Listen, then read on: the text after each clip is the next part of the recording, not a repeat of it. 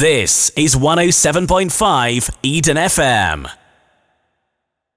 Right, we're at Penrith May Day. It's not raining at the moment. I'm here with Tess MacDonald from the MS Society. Tess, can you tell me about your charity, please? I can. So we are the East Cumbria group from the MS Society. So we are a support group. We're completely volunteer run, and we're here today to raise money for the activities and events that we put on in the community.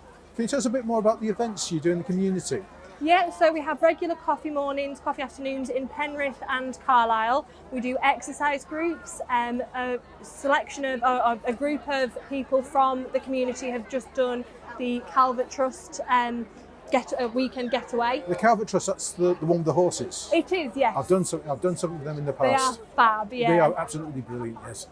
So, obviously, everybody needs funds, and you Yes. are a charity, so basically, I think with MS, it actually touches a lot of people's hearts. A lot of people don't realise that.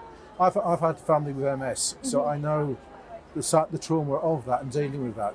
So obviously give support to family as well. Absolutely. So we've got a lot of literature here today. Some of it is geared up to people who live with MS, but a lot of it is also for people who have relatives, friends, family with MS, and just different ways on how they can be supportive, what they can offer, just to be that person in their lives. Yeah, that's brilliant. So yes, come and see Tess. She's in front of the bandstand, well not in front of the bandstand, in front of the main stage here, across from Devonshire Arcade. Come and have a talk to her, talk about what they do, because obviously you need volunteers. We would love some volunteers to get involved in any way that anybody can. That'd be fantastic. So it's simple as come and see Tess here at the MS Society. Right, we're at Penrith May Day, and I'm here with Chris from Penrith Mountain Rescue. Good morning, Chris. Good morning. Penrith Mountain Rescue isn't really just the mountains, is it?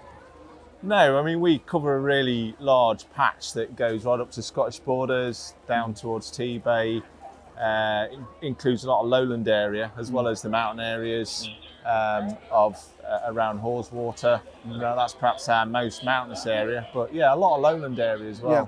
So, because a lot of people think mountain rescue, as I say, they think mountains, but as I say, you're serving the community as volunteers, and obviously you get called out. I believe you've been called out to Pooley Bridge recently. That's right. So we're a volunteer team, about 40 strong of the full members, with also help from the Friends of Penrith Mountain Rescue teams. There's a lot of people help. We do get quite a few call outs to around Haweswater. There was one at Pooley Bridge recently where somebody just slipped on a muddy path and damaged their ankle. And I think you've been called out to healthcare, where somebody's been worried that a relative's possibly having a heart attack. That was up Shapwell's. Yeah, so a couple of weeks ago there was an elderly gentleman who was train spotting, waiting to see a train, and he had chest pains, so there was a suspected heart attack. And if it's somewhere where the ambulance can't get to, doesn't matter how far that is, then Mountain Rescue are called to help get a casualty to where they can be assisted by the ambulance service. I take it the Mountain Rescue gets no actual funding from any major government scheme. Is it all internally self-funded? Yes, it is, yeah. Well, there will be some grants from the Lake District Search and Rescue, but generally it's all going to be self-funding, and so I believe it costs, I was given the figure, it costs around £40,000 a year just as sort of the base cost. So you're really looking at nearly £1,000 a rescue there? Yeah, I guess 40 rescues a year would be thereabouts, so each call out costs about £1,000. So we're opposite Devonshire Arcade today. The stall is directly opposite. There's a bucket here, basically, and please put some money in it. It's simple as that, because every charity we've spoken to, the biggest problem they've had over the last few years is funding. Yeah. Obviously, correct. Costs have gone up so much over the years. So you do an absolutely fantastic job, Chris. Thank you. And please carry on. The other thing I'd just like to say is for anybody who is going out into the hills or the mountains, that they are adequately prepared. Yes. With the right equipment, and they know what to carry, and they know the weather forecast, and they've got the right skills. So if somebody's thinking about obviously going out on the mountains, a lot of people say get to retirement, want to start trail walking. If they pop by here today, you could tell them virtually what they should be carrying with We them. could give them one of these leaflets, the Adventure Smart leaflets, and give them some advice to keep them safe on the fells. I must admit, I've seen many times, because I'm an engineer, I drive around and I see people in the middle of summer walking, no water bottles with them, no protection from the sun, it's blazing down, and they don't realise the higher they go, the more the intensity of the sun. That's it. And then they get heat stroke. Yes. So there's many types of injuries. It's not just mechanical injuries, as you pointed out. It could be too hot, too cold. All sorts of things can happen where they need our help. Great talking to you, fella. Thank you you. do a great job. Thank you. Thank you. Chris of the Mountain Rescue. Thank you. Right, we're at Penrith Mayday. I'm here with Dr. Weston, the Beak Doctors. Can you tell me more about it, Doctor? Yeah, the Beak Doctors are a group of 12 volunteer doctors that respond to the most serious of medical incidents throughout Cumbria. We cover the whole of Cumbria now, and if there's a serious road traffic collision, farmer has an accident, somebody off a push bike, that sort of thing, when they're seriously injured, the ambulance service will call the Beak Doctors to back up the paramedics, and we can provide an extra level of doctor input, medical input, things that paramedics can't normally do, like pre-hospital anaesthetics, surgical skills at the roadside, and a wider use of drugs and medication. And the idea is that we plan to stabilise patients a little bit more long before they get to hospital. We start working on the patient at the roadside so they're in a much better condition by the time they get to hospital. So at the end of the day, the Beak Doctors, this is the first line of defence. It is. It's what we call first responders, and we work very closely with other agencies like the Great North Air Ambulance, along with the blood bikes and things like that as well.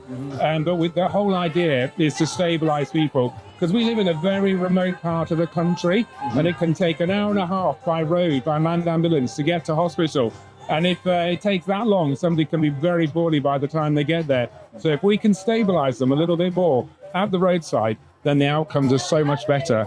And it is, what people don't understand, you volunteer, Doctor. We are. We're all volunteers, and the charity has been set up to raise money to pay for the specialist equipment and drugs and medication that we need to provide that level of enhanced medical care at the roadside. It also pays for the 3 emergency response vehicles that we have. We have one in Kendal, one in the Keswick area, one around Penrith, and this year, being our 30th anniversary, we're looking to raise money for a car up in Carlisle in the north of the patch as well. That would be absolutely brilliant. Yeah, it will be great.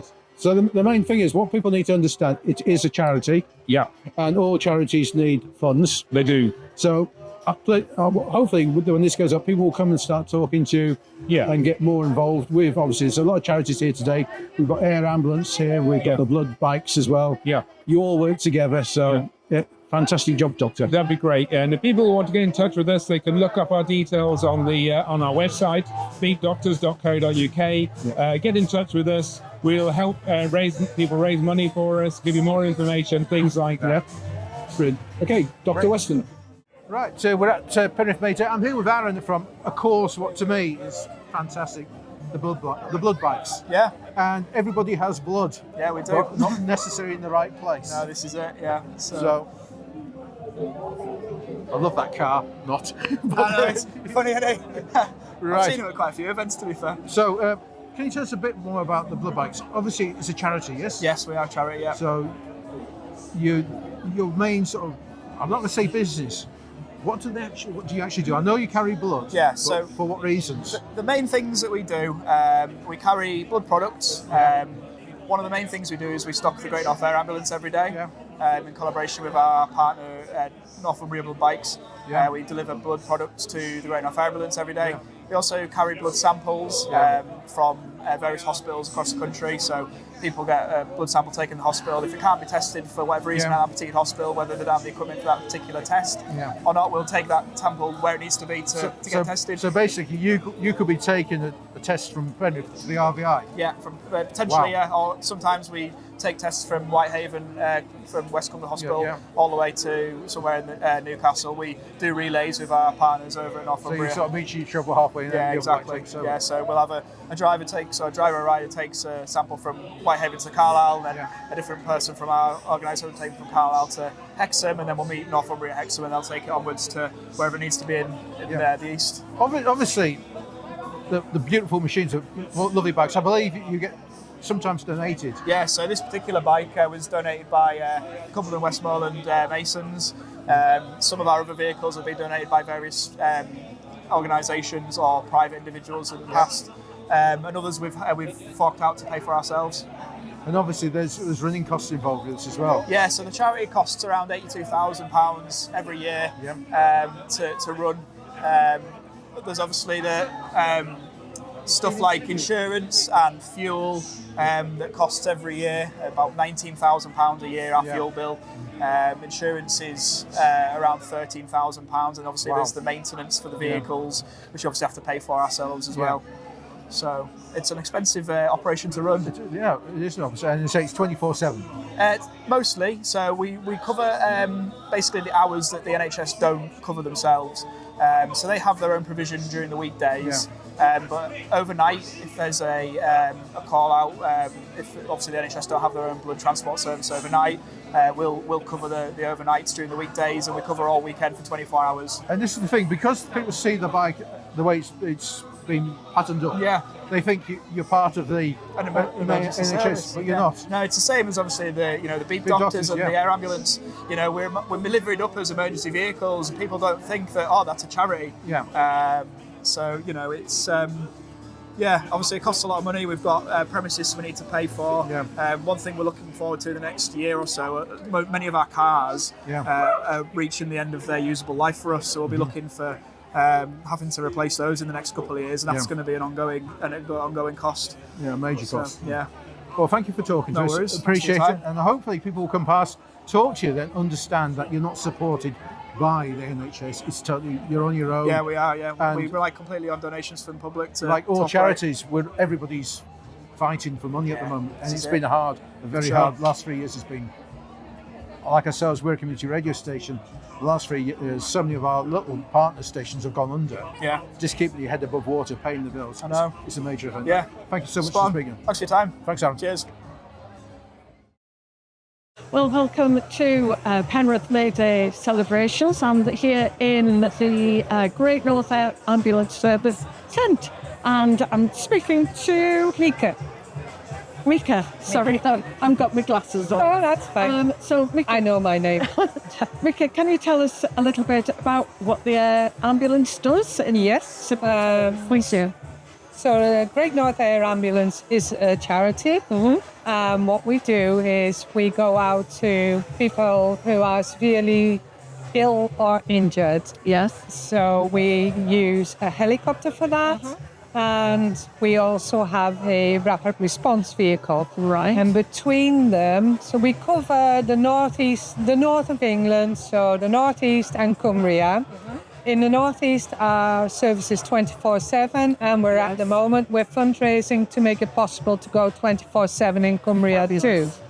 So in sort of nighttime hours, you use the rapid response vehicle. That's correct. Yes. Yes. So that brings exactly the same service to people because that's what's unique about our service. We have a doctor, highly trained doctor, and a highly trained paramedic who actually take the hospital to the patient. Yes. So that means that we are there in that critical first hour when people need that emergency care. Fabulous. And then at night time, we obviously work together with the Land Ambulance, Northwest Ambulance Service and all that.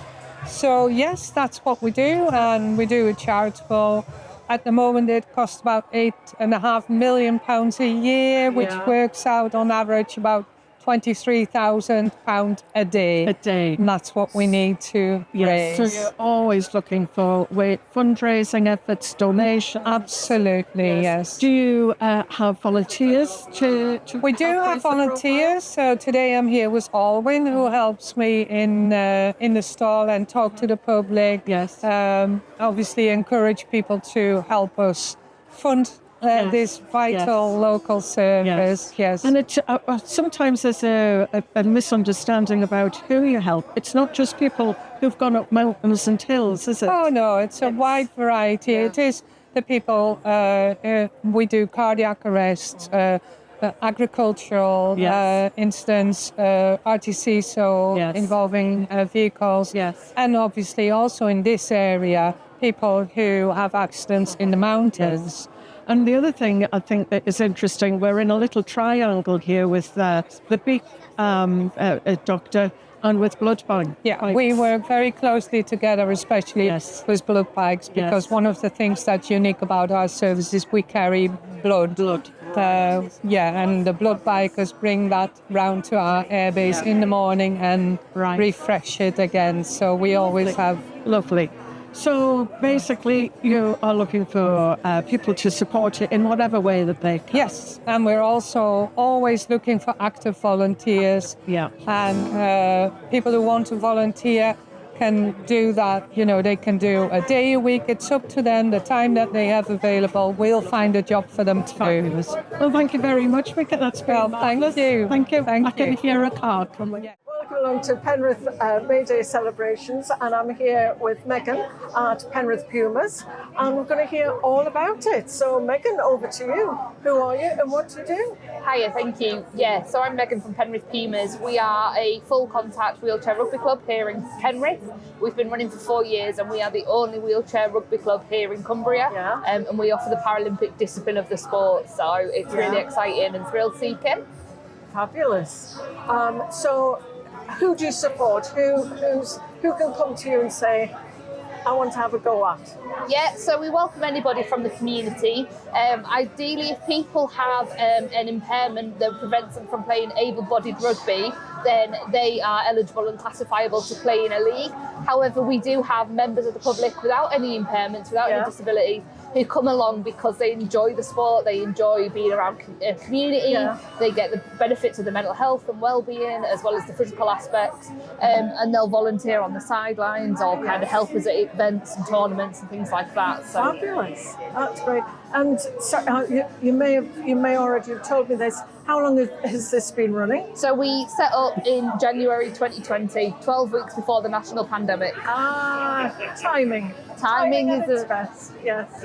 And you're here today to do what? What's your ultimate aim for today? The ultimate aim for today is just to get ourselves out there, get ourselves heard. It's the Paralympic year, so a really special year where, you know, disabilities and sports inclusion is going to be big in the press. And we want to showcase to local people here in the heart of Cumbria that there is actually something that they can get involved in that's kind of related. And even if they can't play and they want to get involved and do some volunteering, or if they want to financially donate and support us in that way, anything kind of really just to help get the name out, get the sport out there, to help grow it.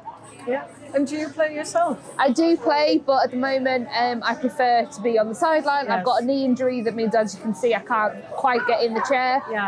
However, I can play and quite enjoy playing. Lovely. So get yourself down here today, support Megan, have a look and see what they can do to help. And thank you very much. Thank you. Thank you very much.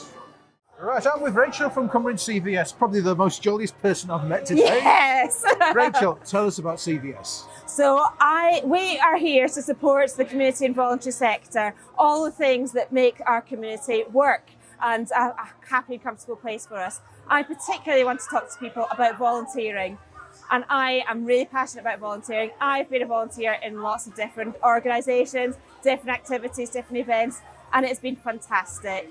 From when I was a teenager, and I wouldn't have been confident talking to you like this when I was then, but I got myself out there, I got some experiences, I got to travel a bit, I really developed a lot of self-confidence then. Later on, I have got the experience to get into jobs. I wouldn't have got the career that I'm doing now without volunteering. I've learned a lot, I've made so many new friends, been great experiences, and I want to tell people about this and how they can get a lot of enjoyment, skills, social side of things from volunteering and being a part of the community and getting involved in local organisations. So CVS is basically, say you're a teenager, you're not sure about job interviews, is that something you can help with? Because obviously we can help with supporting people into volunteering. We've got a couple of things that people can do to find out more. So here in Penrith, we've got a volunteering community fair, which is coming up on the 7th of June. So maybe we'll come back and talk to you on the radio about that near the time, and you can come along to join us. So that will be in the parish centre in Penrith, Friday the 7th of June, 12 to 1:30. and we'd invite anyone who's interested to come along. So there will be a number of organisations there. People can talk to them, find out about what they're doing to support the community, find out about how they can get involved and do things. We also have a database or an online portal to all the different organisations and opportunities and exciting things that people can get involved in. That is volunteering.cumbriacvs.org.uk, and anyone can register on that site.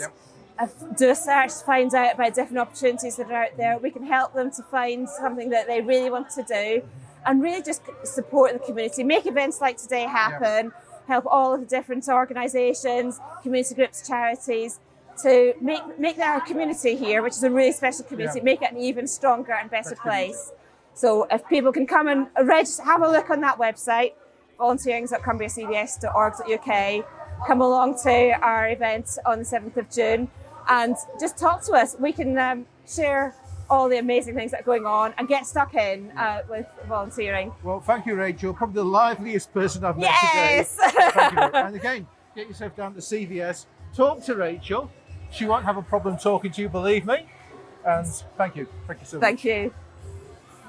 Right, I'm again with Cumbria CVS. I'm talking to the lovely Claudia Hayward. Claudia, tell me about what do you do? Oh, thank you. I'm a new development officer for the project This Is Us from Cumbria CVS. And I'm here today to talk about grant advice, good governance, to support community groups. And it is good to be in the community and be visible again here. And yes, have been a good morning. And we have lots of organizations coming to talk with us, connected with us. We have some listen events come soon this month. And also we have an outreach session in Penrith Library on 21st of May. And it is just good to be in the community and talk with organizations and the group and let them know that we are here to support them. Thank you very much. Thank you. Thank you, Claudia. Right, I'm with Kerry and we're at Community Action Nepal. Now, I don't know anything about this, so I'm hoping you young ladies can tell us all about it.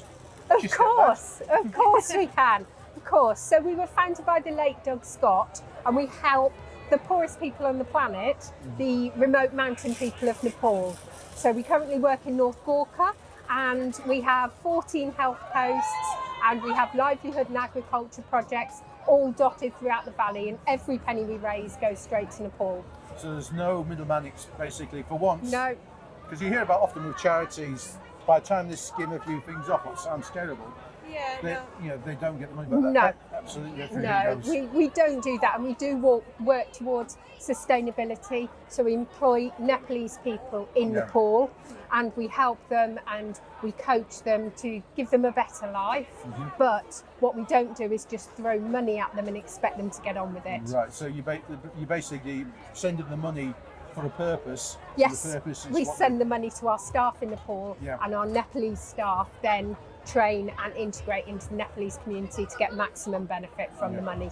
So have you been there yourself at all? I haven't, but Zoe's due to go in November. Yeah, no, I'm due to go out in November for 3 weeks. Yeah, brilliant. Visit the projects and meet the staff over there. Well, as I say, I can see from the pictures they're involved with education. Yeah. Yes. And obviously sustainable farming as well. Yes, absolutely. Our livelihood and agriculture projects are probably at the core of what we do, because nutrition then feeds into education and healthcare and everything else. And so you've got renewable energy as well. Yes. Absolutely. So we invest in that. We work with a UK company called Tetra Tech, who deal in sustainable. Struggling a bit here. The Tetra Tech go into areas in the world and rebuild, don't they? They do. Following the earthquake, Tetra Tech sort of went through Nepal with a Build It Back Better.